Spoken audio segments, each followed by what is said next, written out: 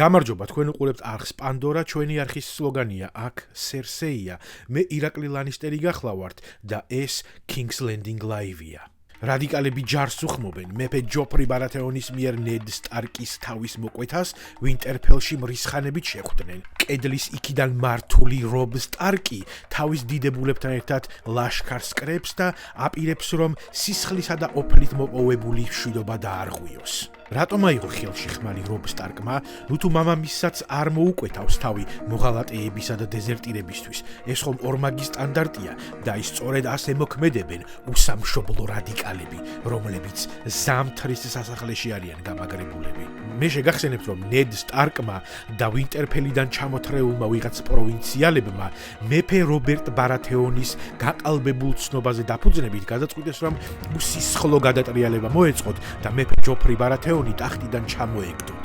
ნედ სტარკის და მისი დამქაშების მედიები დღემდე ირწმუნებიან, რომ ეს გეგმა მხოლოდ იმიტომ ჩავარდა, რომ პიტერ ბეილიშმა და ჯანოს სლინტმა უღალატეს. და სწორედ აი ამ ავანტიურის ჩავარდნის შედეგად გაწმილებულები სისხლმოწყურებულები აგროვებენ ახლა ლაშქარს. თუმცა მისი უდიდებულესობა ჯოფრი ბარათეონის წინააღმდეგ გაერთიანება ყველას უჭირს. ის ხომ რობერტ ბარათეონის კანონიერი შვილი და მემკვიდრეა და სწორედ ამიტომ მოღალატეები, უსამშობლოები და რადიკალები დაქსაქსულები არიან.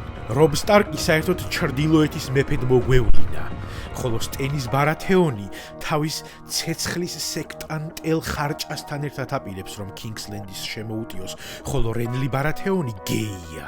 ამასობაში ძმობის სიტყვა გატეხა თეონ გრეიჯოიმაც, რომელიც რობ სტარკმა მამამისთან, ბეილონ გრეიჯოისთან გაუშვა რკინის კუნძულებზე და სთხოვა იქნება მამაშენი ფლოტით დამეხმაროსო, მაგრამ ბეილონ გრეიჯოის კარგად ახსოვს სტარკების მწარე ხელი, აი ის ხელი, რომლითაც უნდათ, რომ მართონ მშვიდობიანი ვესტეროსი აი ამ რადიკალებმა. და აი ახლა თეონ გრეიჯოი უტევს ვინტერფელს. აი სწორედ ეს არის ის ღირებულებითი სისტემა, რომელსაც გვთავაზობენ ეს ადამიანები და რომლის დანერგვაც უნდათ მთელს ვესტეროსში.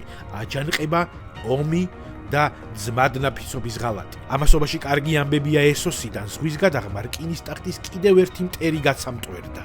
გიჟი მეფის შვილი ვისერისის შემდეგ ცეცხლს ხალ დროგო მიაბარეს, რომელიც მანამდე ომის დასაწყებად და მეშვიდე ფრონტის გასახსნელად ჯარს აგროვებდა და იქვე სხვადასხვა სოფლებს აწიოკებდა.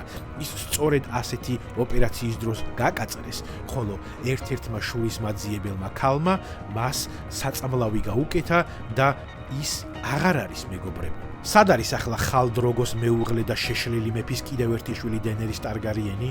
მართლა ჰყავს მას დრაკონები და რას აპირებს? არის თუ არა ის სომეხი? ამის შესახებ ვიწვევთ ლანისტერების დიდი ხნის მოურავს გოგა ხაინდრავას.